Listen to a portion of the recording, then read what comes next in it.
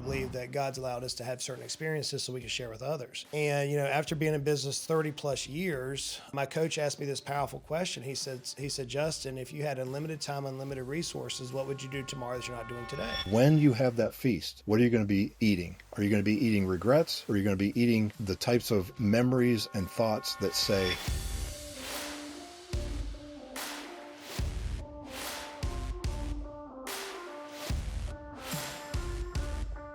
And friends, today is another powerful episode on Decamillionaire Decoded. One of the things that I love about this opportunity to actually interview so many powerful guests is whenever I meet somebody, just through my dealings in the world, dealings around here and there, you meet certain people and they have this moment. They have this part about their life that just sticks in your head. Today's guest is such a person. He and I were actually speaking at a small conference together. He had the morning event. I had the afternoon event. By the time everybody got to me, they were already sleepy and tired, and so they had to go put the Energizer Bunny on stage. Scott actually opened up the day, and it was a powerful presentation. Unbelievable. Everybody was on the edge of their seats. He is sharing pearls of wisdom.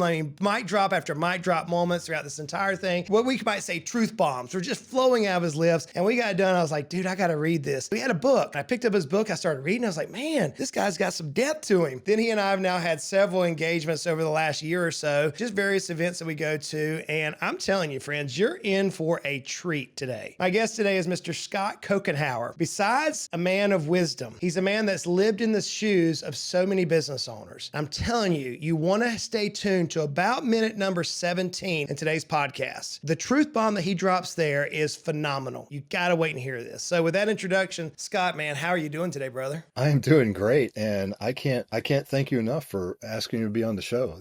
I have such respect for you as well. We're going to have a good time. So before we dive much deeper, who is Scott Couchenour? Well, from a personal standpoint, Scott Couchenour is also Poppy to 4 grandkids. As of the recording of this show, we just celebrated our 40th wedding anniversary, and 2 kids, 2 grown married kids, serving the church in the worship team with my daughter, which is kind of a fun thing to do.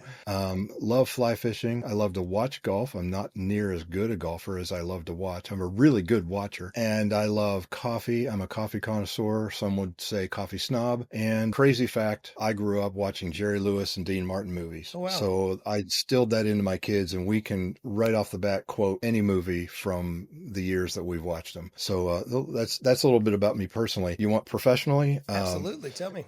So professionally, I worked in my family business. My dad started. He's a preacher's kid, and we started it to help churches go through construction projects. My grandfather, my dad's dad, was going through one, and the contractor inflated the invoice, the final invoice, and skipped town. Dad stepped in and helped. Someone then said there ought to be a company exist to see this happen. Never happens to churches again. Dad felt like that was a calling, so he incorporated in 1970. I joined when I was 24 back in 1989. I was the VP of operations for about 24 years. Somewhere in that 24 years, around 1999, I became exposed to coaching, life coaching, fell in love with the dynamic, got my own coach, became certified as a coach, had all that going on, and 2008 happened, which started a 5-year slide in our sales. And in 2013, now we had successfully transitioned from the first generation to the second. My dad became chairman of the board. My oldest brother, 3 of the 5 of us were in the business. My oldest brother was CEO, my second oldest brother, VP of sales, and I was a VP of operations. It was a great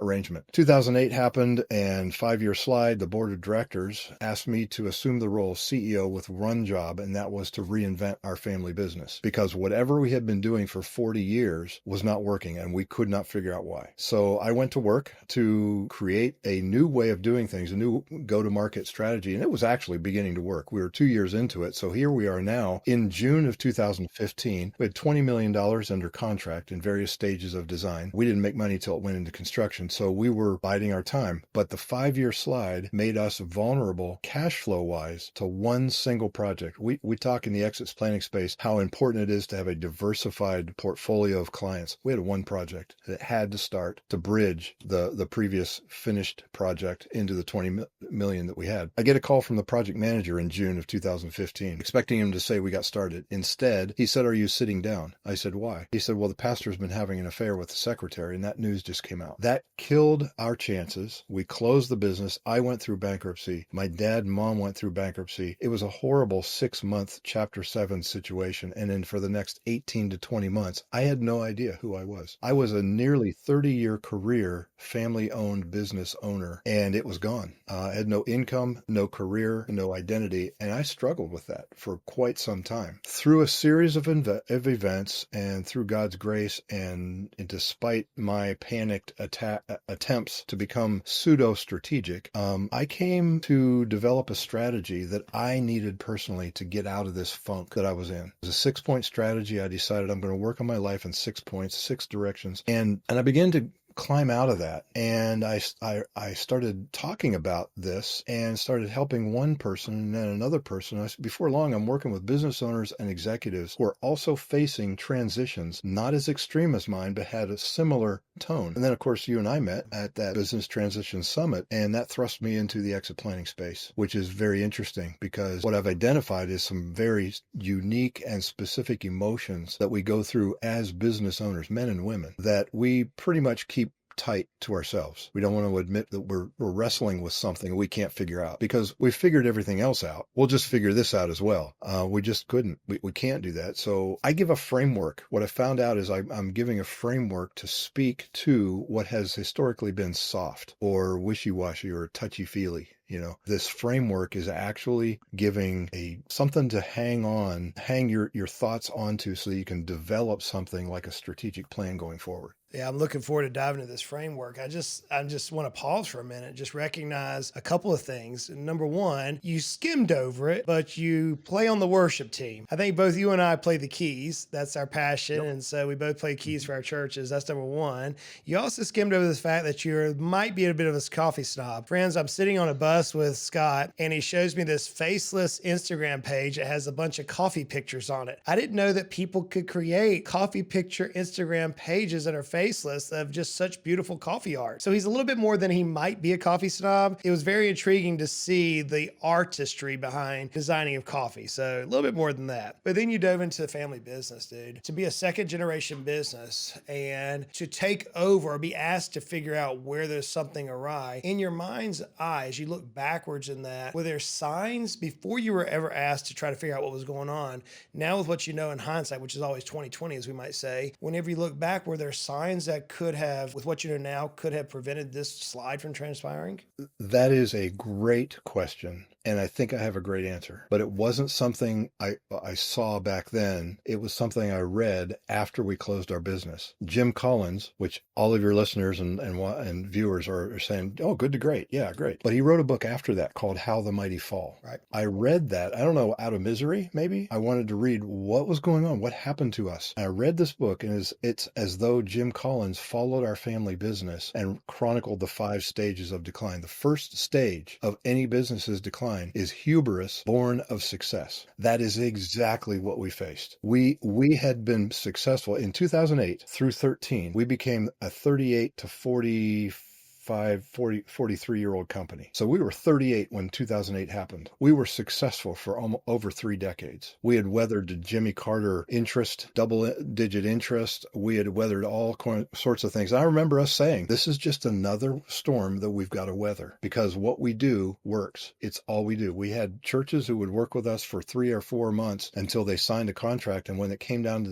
the decision, they said, well, let's choose this company because that's all they do. It's not a division of some other big commercial contractor. This is all they do. So we hung on that. But what that did, that success blinded us from what 2008 did to the fundamental elements of our market. And we didn't see it until it was too late. So for that business owner who's, I'm a firm believer, I think Eleanor Roosevelt made this powerful statement one time, and I'm going to paraphrase it, that take advice from others because you can't make all the dumb mistakes yourself. So for that business owner who's listening to this particular example, what might they look for today in their business that could be telltale signs that they don't have to perhaps go through the same painful slide that you experience in hindsight? Where might you direct their eyes to? I think the first thing you want to do is constantly be trying to prove yourself wrong. Step Interesting. back. Prove that what you do so well doesn't work. Force yourself out of your jar. Take a look at all of the different angles of the market and say, what is it that we're not seeing? This may sound self-serving, and it's not, but I think every business owner needs a coach. Well, I agree 100%. Absolutely needs a coach. We just simply get so immersed in our business and in the details of what we do. And granted, there's a personal attachment to that success. That's dangerous. That's very dangerous. I'd love to talk to you about the moonshine principle at some point, but that's a very dangerous thing to do, is to attach your identity to what you do, especially when you're successful, because there's a pseudo identity going on right there. You got to watch that. Well, now you got me intrigued. What is the moonshine principle? You can't throw that out there, Scott, not deliver on it. So now I'm intrigued. I mean, I do live in Tennessee, where, moonshine is like second nature down here where we live. That's right. And every single time, without fail, when I mention the moonshine principle, that's what everybody goes to. Maybe he's going to say, if you just drink long enough, you'll get through your exit, and you'll wake up one day and you'll be grown big enough as what you want. What I'm talking about is the full moon on a very dark night, a full moon with the moonlight dancing on the waves of the ocean. So picture that in your mind. But here's the reality. It's the sun that's shining on the ocean. It's not the moon. There is no such thing as moonshine. The moon carries no properties that give it the ability to emanate its own light. All it's doing is reflecting the source of light from another planet. We see it so well on a full moon night because of our proximity to the moon. So when I'm working with business owners or executives, because they kind of follow somewhat of a parallel line, is in this metaphor, you are the sun. Your role as business owner is the moon. Your role as business owner is not what defines you. It is a reflection of you. And when we can separate the sun from the moon and see it for what it is, then that opens up all sorts of options. I'll give you an example. We've all got lots of moons that revolve around us. Like I mentioned, I'm Poppy to 4 grandkids. One of those is a 3-year-old Wesley. I'll get down on the floor and we'll play dinosaurs or Legos, or we'll watch Toy Story. Woody Buzz is what he calls it. That is Wesley's experience of Poppy. Now, I can be just as easily in a coaching session with a client, and that's that client experience of who I am. That's another reflection. That's another moon. We have multiple moons. If you're married, you have a marriage moon. If you have 3 kids, you have 3 separate moons for each of your 3 kids. We have so many moons. It's just, for some reason, we choose to take this business owner moon and put all of our chips there and say, this is who I am. So when they ask you what you are, you say, I'm a business owner. No, you're not. You're a man or a woman who owns a business, but it's subtle. Business cards, our name, our titles right below our name. So we gradually gravitate our identity to our business. And then when it goes up, we become blind. When it goes down, we get depressed. When it's time to exit, we really struggle with that, because I don't know how many times I've heard business owners say, who am I if I'm not the business owner? What happens on Monday when I have 0 email and 0 fires to put out? So let's talk about that emotion. Let's talk about that emotion, Scott, because here you are, you're working in a family business of that multiple decades, 30, 40 years. You now are asked to come in and save the business, so to speak. I'm putting words, you didn't exactly say it that way, but that's the way I heard it. Come in and try to save the business. You realize it's the beginning of a 5-year decline. Now you go through a decline, and you're now sitting at perhaps in a quiet place. I've been there personally. You and I have spoken about this. I remember sitting, perhaps I'll tell you my story as I asked you this question, but I remember sitting after selling my company, my last company. Emily's sick in the hospital. She gets hit. She's healed. I think it was miraculous healing. I believe that with all my heart. I am sell the company because I had this passion to step into speaking more and more, taking the mantle from some speakers who are no longer with us and some who will soon pass, and speak more and more to business owners and try to encourage and try to help them. And in this moment, Scott, I remember sitting by a pine tree, literally looking at the moon. Wasn't quite full, but I'm looking at the moon because I like the woods and I like the outdoors, thinking, what in the world have I just done? I just literally sold my business that was providing me unbelievable lifestyle, unbelievable things, to step into the unknown. Do I really want to fight this? And there was a crisis of identity. And ultimately, I came to this point in my own life where I didn't want to live in regret. I didn't want to come to the point of saying, I wish I would have. So and I want to go to there in a second, but as you're now going through this transition and the business is closed, second generation, daddy's involved, brother's involved, what was that like during that emotional time that allowed you to ultimately develop these 6 steps that you aforementioned? It was difficult. I can remember just taking drives, just driving. The Instagram account that you mentioned was 30 minutes of personal survival just to look for great coffee pictures so that my mind wasn't so full of the weight of the situation that I was facing. And incidentally, the month we closed, I had 10,000 followers. That's now at 137,000. I can't describe that. That weird thing that was going on, but it was what I needed. It was the therapy that I needed. One of the first things I did when I was asked to become CEO was I had a 3-foot by 4-foot whiteboard in my office. I would just start writing. It didn't matter what it was. It would be a doodle. It would be a framework. It would be a flow chart, whatever. And I would fill the thing, step back, take a picture of it, wipe it off, and then fill it again. I must have filled dozens of whiteboards. And in that process, a new way of doing business began to emerge.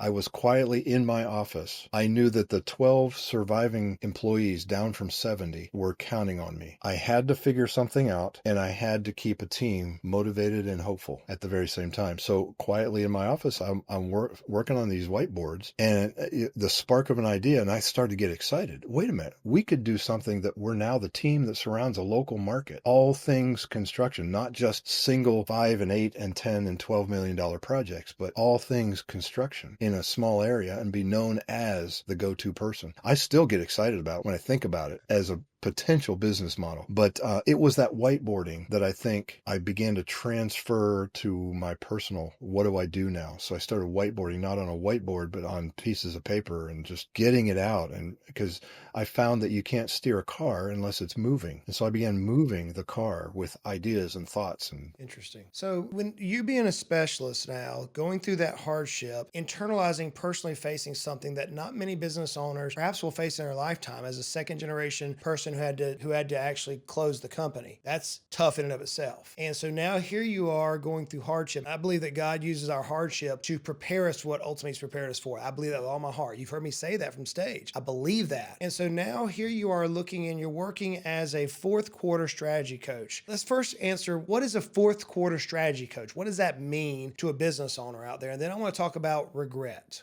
Okay. Yeah, that goes hand in hand, fourth quarter. So when I got serious and started building this framework, I ended up hiring a branding coach and worked with her for about 4 months. In that time, we began to realize my desire was to work with people roughly my age. And at that point, it became a Gen X coaching. But I don't know, something drew me. I think it was, I watched a YouTube video called Inside the Mind of a Master Procrastinator. Tom Urban, I think. And toward the end of that video, he shows a slide of a bunch of squares. 90 squares. He said every square represents a week in the life of a 90-year-old. That got me thinking. All right, the average lifespan of an American male was at that time 78 years, female a little bit longer. So I rounded it to 80, right? And I got to thinking, what if we took our life in 20-year segments? The first 20 years is quarter one. That's our learning quarter. We're being nurtured. We're going to school. Then we break out on our own. We go for the 20s and 30s, our second quarter. That's our building quarter, right? We're building our life, our family, our finances, our standing in the community. Third quarter is our 40s and 50s. I call that the reaping quarter. Now our infant is 12 years old and can watch themselves, right? And we begin to see the fruits of saving and building a business and all that. The fourth quarter is unique. That's our 60s, 70s, and 80s and beyond. I call that the impacting quarter. And the reason I call it the impact quarter is because, in particular, with a business owner who sells, let's just take that as an example. Business owner sells their business for multi-million, all right? They now have more resources than they've ever had in their entire life. They have more time than they've ever had. They've got the wisdom and the knowledge that came from all those years of experience, and they're beginning to awaken to mortality, which is their sense of urgency. I call these ingredients. These are the ingredients. And when I was sitting in my metaphorical kitchen trying to figure things out, I knew that I was a coach. I knew that I had experience as a COO and a CEO in a very stressful situation. And I had kids, I had a marriage, I had all these ingredients. But what I lacked was a recipe or strategy. Then I got to thinking, I know about strategic planning and execution. That's what we do. We strategize and we execute. So I thought, why not take a page from the business strategy and execution and apply it to the personal side of things? Why can't you have a personal strategic plan that you are executing in 90-day sprints? So that's how I live my life. That's literally, I have a strategic plan. I'm working on that. And that's where the fourth quarter strategy coach came from. Do I work with people in their 30s? Of course I do. In fact, I have a client that I've had for about 8 years now, and he's got 3 sons, and they're in business for themselves. And I work with all 3 sons in their early 30s to develop their strategic plan long before they need to. So many times we wait until that diagnosis or until the death of someone very close to us that we start thinking, oh, I probably ought to get a will. I ought to start doing this and that and the other. And before long, here's the deal. Pulling from a construction metaphor, when you pour the cement, it doesn't stay soggy. That cement gradually hardens. And if you have not laid it properly, you're going to have to break it up. It's just such a hard thing. And the closer we get to that fourth quarter, the less opportunity we have to make changes. And Robert Louis Stevenson, I think it was, who said, sooner or later, we sit down to a banquet of consequences. So the question isn't, is there going to be a feast? The question is, when you have that feast, what are you going to be eating? Are you going to be eating regrets? Or are you going to be eating the types of memories and thoughts that say, I am so glad I did that? And you're right. A life free of regret is not a life free of mistakes. I was talking to somebody the other day and they said, I tried to, we're talking about his execution. He said, yeah, this week I failed miserably. I said, what if we reframe that and say you failed wonderfully? It's a whole different perspective because you're still alive. It wasn't fatal. So what do you do with a failure that's not fatal? You learn from it. And so that's a fail. You failed wonderfully. And so regrets. Well, I'm thinking about that word regret, Scott, and a little bit more of my story is the audience. I try to be as open and authentic as possible because I believe that's how we learn. And I believe that God's allowed us to have certain experiences so we can share with others. And, after being in business 30 plus years, Emily's in the hospital. We think she's going to die. Thank God she was healed. And my coach asked me this powerful question. He said, Justin, if you had unlimited time, unlimited resources, what would you do tomorrow that you're not doing today? And here I am, at that time, late 30s, early 40s. I don't remember the exact age of that conversation. But mind you, I had been a business owner for over 2.5 decades at this point and had, at times up to 60 employees. So I wasn't a novice. I felt like, as we would say in the South on the ocean, I'd been rode hard, put up wet as a boat. I was exhausted. And he looked at me in that almost the same tone in which you're communicating, very gentle, very genuine, authentic. And he asked that question and I did like I typically do, because I'm like like the Tasmanian devil. I'm like, I don't know. And he's like, come down, I'm excited because I could just see so much stuff. And he said,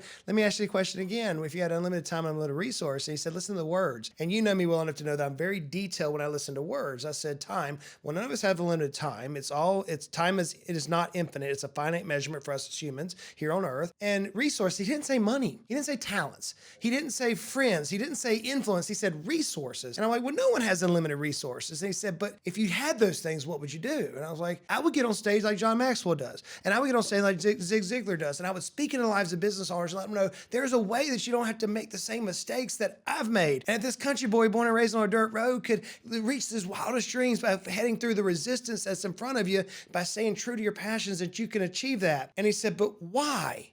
I said, why is that important to me? Because I don't want to live in regret. I don't want to reach an age, pick an age, 60, 70. At that time, I thought 60 was old, by the way. So I'm like 60 years old, 70 years old, 80 years old. I don't want to reach this age and look at my kids and say, I wish I would have done. I wish I would have done this differently. And so I've tried ever since that time period, and he's pushing on me as my coach from the outside of the jars, pushing on me. So that led to selling the company. That led to this emotional roller coaster. That led to where I'm even at today.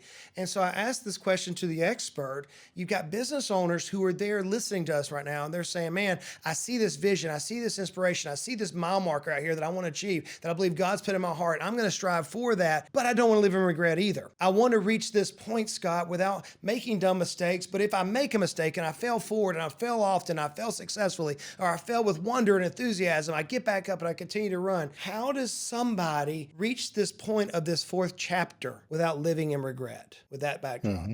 There are 5 specific moons around which your sun needs to be looking at. The sun, you, as your identity, your being. Your being is in the center. Your doing is on the outside. There are 5 moons. First of all, the center I call being spiritually anchored. Okay. This is largely coming from your values. Why are you still alive? What's your purpose for life? Then coming out of that, you have physically fit. This is your physical tone.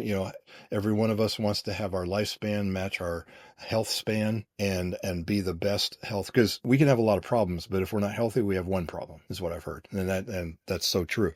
Yeah. So being physically fit, then relationally rich is another hallmark. There's 6 hallmarks of a fantastic fourth quarter is what I call it. Relationally rich, emotionally healthy, vocationally aligned, and financially free. Now I want to go back. Notice that it's relationally rich and financially free, not financially rich and relationally whatever. Right. Because the older you will get, the more important your connections will be. That's just a fact. So if you want to live without regret, you have to make an effort to improve on that hallmark being relationally rich. What does that mean to you? And how are you working toward that? Vocationally aligned has some explanation required. I define vocation not as your job, but whatever you give your time, energy, and attention to. Now, for many business owners, that is their job, their role as business owner. But again, with the moonshine principle, understanding that whatever you give your time, energy, and attention to, if it's aligned with who you are and where you are in the stages of life, we all go through seasons and stages, right? Seasons come and go. Like I break my leg, someone else has to drive for a while. Take the cast off, I drive. But stages, we go through those linearly and we can't go back. I ran the Pittsburgh Marathon in my 30s and I finished and I finished under 6 hours. It was 4 hours, 37 minutes. After 16 weeks of training, I'm a non-runner and I finished it. If I were to do that now at 60, same marathon, total different training, total different things to be working on because I've been through stages of life that I cannot go back to. So alignment has to be a part of a regretless fourth quarter. So many business owners will stick with that role that they've had and it starts to kill them. They love being in the boardroom, but now they've got this grandchild and they'd rather hold this grandchild than be in the boardroom. And they're asking themselves, not anyone else, it's all internal. They're asking themselves, what's wrong with me? Why don't I love being in the boardroom anymore? Because you had you had a transition moment. You had an awakening, and that awakening alludes to a misalignment because of the life stages you go through. So best thing to do in your 30s or your 40s is to take a look at your life from these 6 angles, these 6 perspectives. And what are those 6 again, just as a bullet points? Okay. Yeah, if you picture a circle in the center, that's spiritually anchored. Then you got 5 others around that: physically fit, relationally rich, emotionally healthy, vocationally aligned, and financially free. So much of the time we put our identity in any one of those. And if you look at that as a top down, if you were to turn it sideways, it's a cone. If you move the center of gravity out, then that cone wobbles and just destroys itself. So I've seen people who have put all of their eggs in the financial bucket. Right. And that's a dangerous place to be, or their vocational bucket, or their relationships, or their physical. I mean, there are guys who will work out and that's their identity. Or so they think. Then when they get sick, then they think, who am I? Right. Having a framework that, dare I say the old tired phrase, holistic, fully immersed, if you want, looking at your life from all different angles, recognizing there's a being and then there's a doing. The being is the spiritually anchored. The doing is all the other. And you want to be working from the inside out all the time. Do that, and you're in the act of becoming the fullest expression of your unique God-given design. When you're in the act of becoming the fullest expression, the fulfillment of today goes up and the regrets of tomorrow go down. Wow. Fulfillment today goes up, regret tomorrow goes down. Friends, I don't know about you, but I feel like I've been to church. Well, in the sense that there's such wisdom. I love to glean wisdom from men and women who have been there, done that, got the t-shirt, has the battle scars, and have learned and can speak fluently about how to apply things to our life so that we don't have to experience perhaps the same things, and we can have that life of fulfillment and not live the life of regret. So as I mentioned in the introduction, I told you we're going to have some time today. We have a man here that's full of wisdom. Scott, it's hard to believe the time has flown by. So I'd love to have you back on the podcast here in the near future. We'll talk about that, see if we can make that happen. But as we bring this to a close, I know that you have a company, Serving Strong, where you work with individuals who need help or want help around this type of methodology. Where can people connect with you? Coach@servingstrong.com. Just send me an email. I live on email. Coach@servingstrong.com. I also live on LinkedIn. So if you search my name on LinkedIn, you'll see me. I'm there. Servingstrong.com is where you can find out resources and various things that I do. Well, Scott, thank you so much for being with us today. I know that you've helped me personally, and I know if you help me, you help, because I'm the craziest one of everybody who listens to this show. That's me. So I know our audience for sure is served by your wisdom. So thank you so much for joining me today, Scott. I really mean that. It's an honor to be here. Thank you, Justin. Friends, the question now becomes, what are you going to do? You know, with any time we get education, if we don't create application to the education, it leads to stagnation. Just like that old country pond where you see the cows and you look out there in the pasture, it's lime green. That's because there's nothing new. It's just water has not been applied properly. That's what educational application is going to lead to, that stagnation. It stinks. Doesn't look good. Man, there's a lot of wisdom here today. How are you reflecting? How are you journeying through this journey that you're on? Have you thought about yourself from the age of 60, 70, 80, 90 years of age? You thought about the fact that what you're doing right now, will it lead to regret? You know, the business that God's given you, that you're there being the best steward you can. I believe with all my heart that where you're at today, God is preparing you for what he's prepared for you. I believe that with all my heart. And so as you look at this, as you look at your life right now, you look at your business in light of these principles that Scott's been speaking about, may I challenge you? Take that old Hebrew word, pause for a second, selah, just pause, meditate, get quiet. Reflect on the balance in your life. Reflect on the harmony around these 5 moons, as Scott laid out for us, these 5 points. You know, I'm thinking right now, in personally, in emotional stability. I'm thinking about that for myself right now, and some things that I'm actually wrestling with at this phase of my life. Nothing bad, just, you know, I need some check on this. So I'm going to do the same thing. I'm going to go back and reflect on this, and obviously I'll give you my recap podcast. I got a lot to think about how I'm going to phrase what I want to phrase, what's in my heart right now. So may I just challenge you? Pause for a second. Make some application. Don't let this just roll off your ears. Just make some application, and friends, all the more better will come from this. So like I say every week, life is hard, it is, but life is good, man. We are blessed beyond measure. Until next time, y'all go out and make it a great day.